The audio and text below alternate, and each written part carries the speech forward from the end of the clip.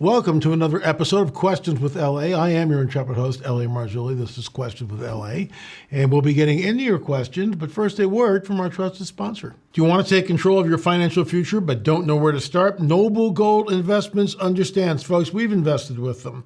So, they're good people, and I'm glad we did it.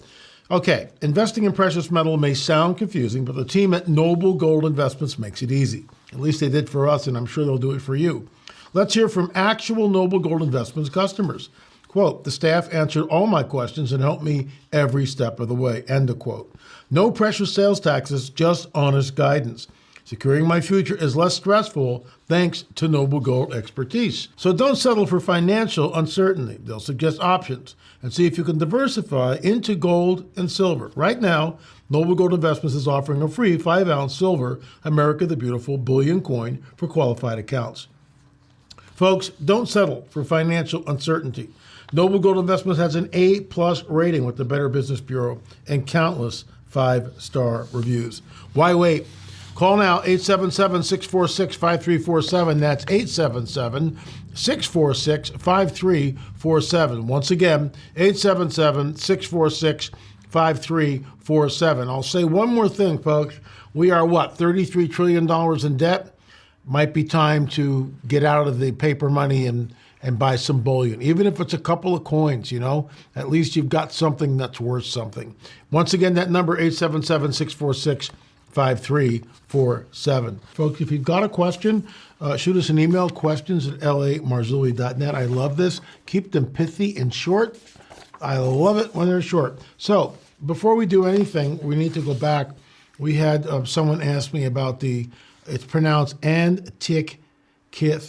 Antikythera. This is the ancient Greek hand-powered model of a solar system, described as the oldest known example of an analog computer used to predict astronomical positions and eclipses decades in advance. Shows you kind of what it looks like here.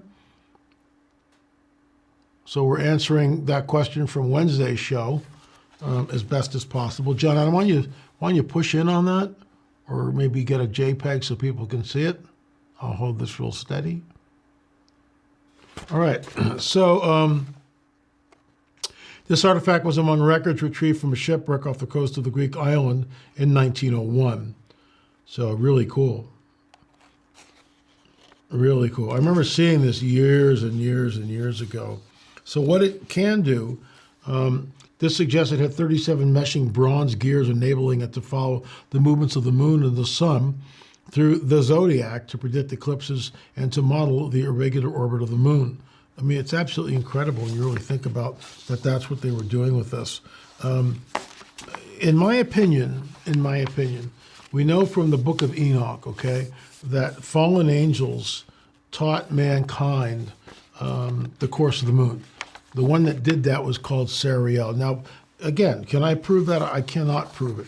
But the bottom line for me is this, that the book of Enoch, while not part of our canon, is quoted in Jude.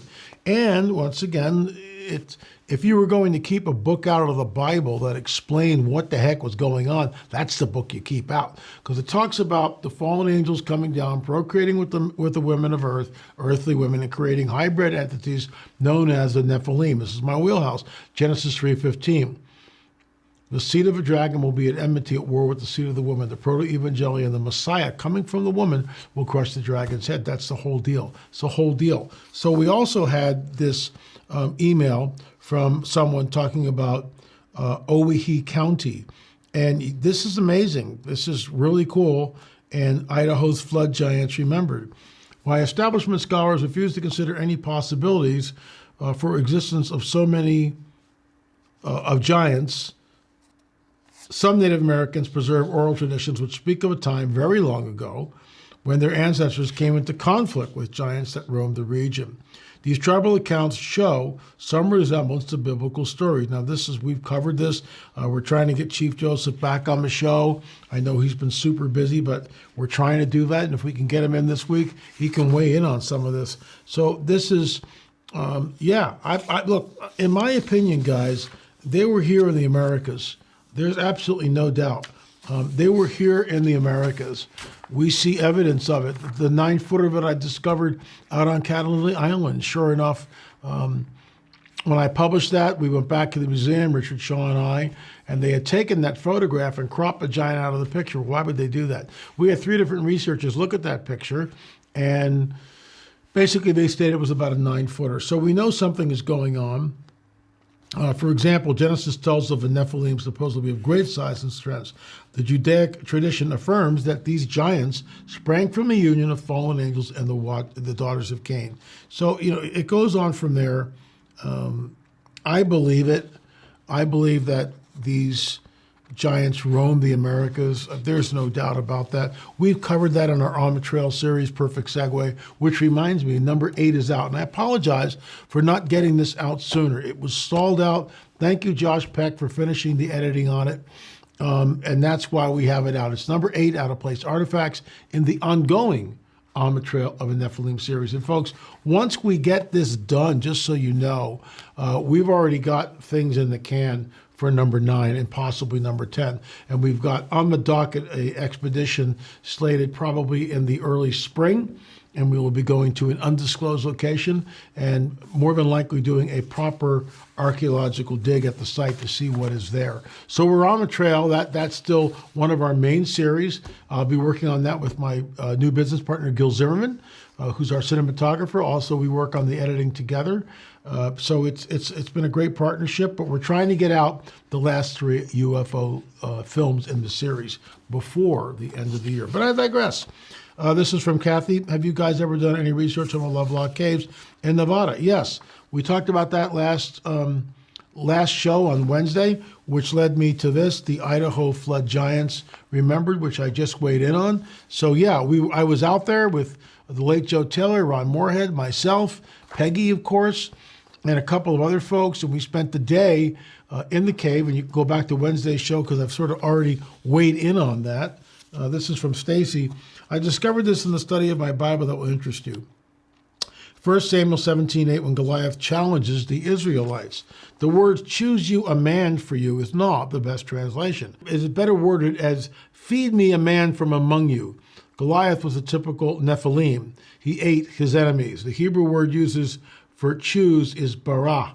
It means to feed or eat, but can also be interpreted as select, but is more often used in Scripture to mean feed or eat.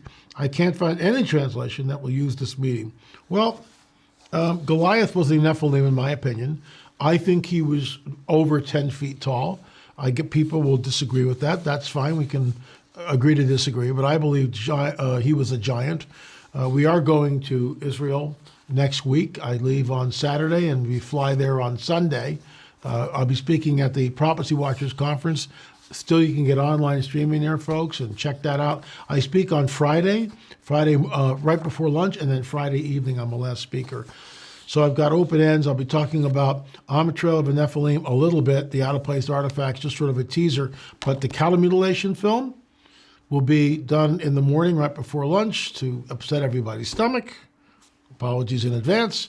And then, of course, in the evening, The Rungs of Disclosure, which is the new book I'm working on, which hopefully will be out basically early next year.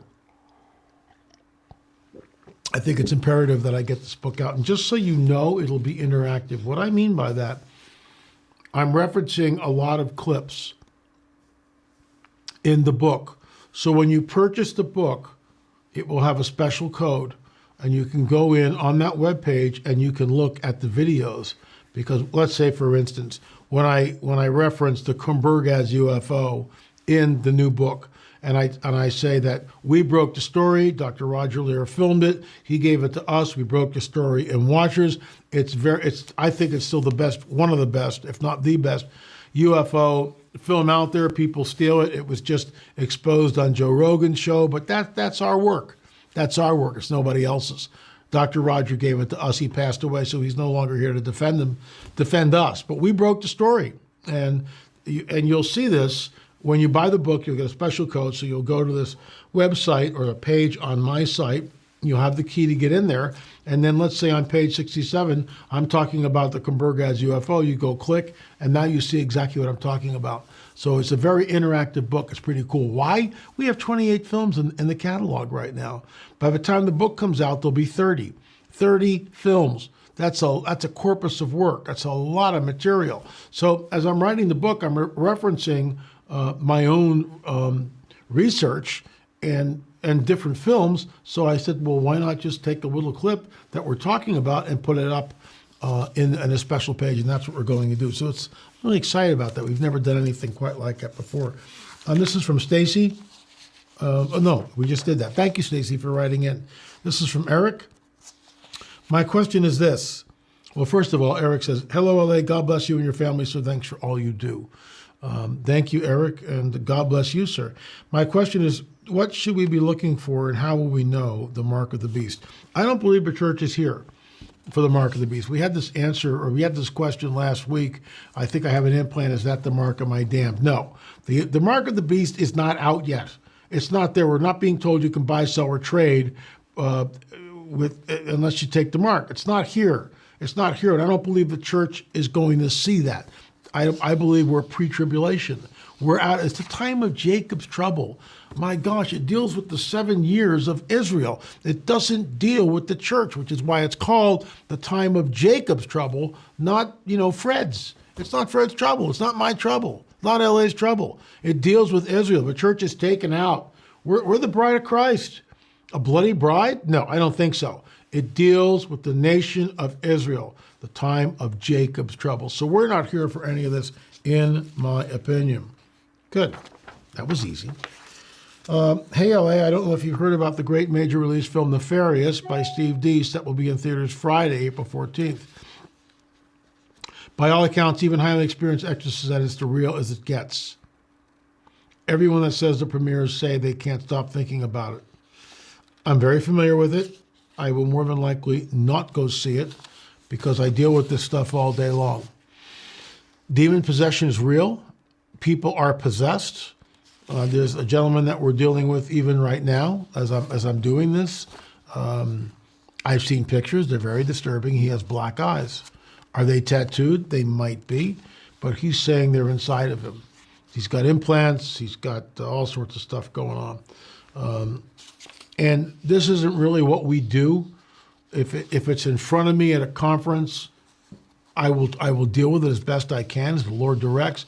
But it's not what we do here. We're not in the deliverance ministry per se, so I usually hand it off, and I've already handed it off to a couple or close friends of ours that they don't specialize in it, but they have done deliverance, and so I'm letting them handle it. Especially this week, we are up to our eyeballs in stuff, just trying to get ready for the conference and trying to get ready for Israel.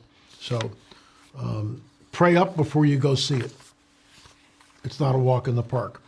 This is from James. My name is James Fire. I'm a friend of Greg Reed. Although the Black Crew, including the most charming VJ Anderson, and write every so often for Real Dark News. Speaking of which, I'm doing an article about the recent upsurge in exposure of UFO UAP phenomena as promoting in the media. I sense something is about to break. Is all that to ask, how did you first get into this? And what is your primary modus operandi? I have your first three DVDs on disclosure and the accompanying book, and would like to use any YouTube presentations intermittently through my series. I'm going to have to get back to him. So he wants to use some of our material. You can reference it, but you got to give us credit. So many people take our stuff and we never give us credit. We never hear anything about it, like the Kumburgaz UFO film, but I digress. Okay, this Richard, this is the essence of pithy, right here. There's the question, right? There it is. There's the question right here. There's the question. Pithy with a capital P. So it says, this is from Richard, questions for LA, subject, Kingdom of God, comment, will Adam and Eve be there? Absolutely. When we are in our resurrected bodies and we are in the millennial kingdom, okay? Yeah. We'll see them. along with everybody else. It's going to be a real hoot. I mean, it really is. It's gonna be off the charts amazing. So last one, L.A. This is from Rick Kavanaugh. I love your ministry and to purchase several DVDs from you. I have also attended a number of conferences where you've spoken. Well, thank you, sir. I appreciate the kind words. I approached a large ministry leader recently through email and asked them why they do not have you on their program. The leader said that you teach that aliens live on other planets that are extraterrestrials. No, I don't. I wrote back and said that my understanding was that you did not believe they were extraterrestrials, but rather interdimensional beings impersonating aliens. That's exactly what I mean. The person said their staff attended a meeting of yours, and you stated you believed they were extraterrestrials. Can you clarify your position from me? Okay. Anything that originates off this planet is an extraterrestrial. But that doesn't mean they're from planet Zeta Reticuli. In other words, interdimensional angels that come here are extraterrestrials, but they're really interdimensionals. They don't originate here, so you can use the name extraterrestrial. Do I believe in extraterrestrials? No, I do not. How many times do I have to say this? And if you're listening to this, Rick, I'm going to hold this and email you. I want to know who said this. And I want to clarify it one-on-one to them and make it really clear that I do not believe in extraterrestrial life. I don't. I believe that we are in a construct, some sort of holographic universe, where God rolls up the heavens and earth like a scroll. The New Jerusalem comes here. These are interdimensional entities. They are fallen angels, which are messengers of deception. That is their calling card. I hope I said that clear enough, because I can't make it any clearer than what I said. I'll put this over here and I will email you after the show. Folks, there it is, Out of Place Artifacts. We're shipping it out, plus further evidence. Listen to these quotes in the beginning of the book. If this doesn't whet your appetite, here's the cover. I'm so glad this is back in print. This is from Ricky Sorrells, Stevensville Lights. I interviewed Ricky shortly after his encounter happened. I got held up in the briars, and that's when I looked up and saw it. The UFO made no noise. The trees didn't move, or the leaves blow away. Dr. David Jacobs, who took out Dr. David Jacobs, who has interviewed many, many people about the abduction phenomena. He's interviewed a lot of abductees. I went into a sort of shock tailspin as I realized the abductions were real. I said to myself, oh my gosh, oh my gosh, oh my gosh. Repeatedly for about 6 months. Dr. David Jacobs, Karina Sables, abductee. They had me on a cold steel table and used different tools to do a variety of different procedures on me. Lawrence Gray on seeing Mothman. All this is in the book, folks. They were feathers, 2 wings that came out the points. His eyes were sunk into his head. He had what looked like a robe that went down to his hips. There it is. Further evidence, lamarzulli.net, lamarzulli.net. I am working on a new book, number 14. It is the Ladder of Disclosure, the Ladder of UFO Disclosure.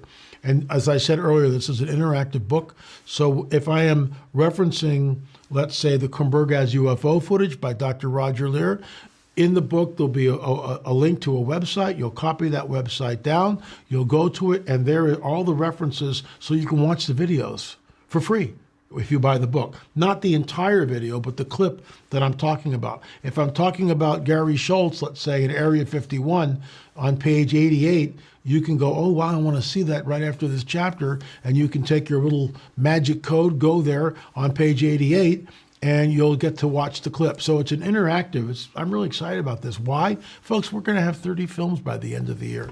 That, you know how many hours of work that is? And hours of viewing? I mean, it's unbelievable. Plus, if I'm referencing books, I'll be taking that reference and showing that in the book also. So anyway, thanks so much for watching. Hit the subscribe button. I'm off to Prophecy Watchers. I'll be speaking Friday morning, early, actually not early, right before lunch, and then at night, right after, I'm the last person to close. Saturday, we're off to Atlanta to Israel the following day, leading the Nephilim tour. By the way, next September will be another On the Trail of a Nephilim tour. Hope to see you there. You can sign up. Thanks so much for watching, folks. If you've got a question, shoot us a question at questions@lamarzulli.net, questions@lamarzulli.net. Thanks so much for watching.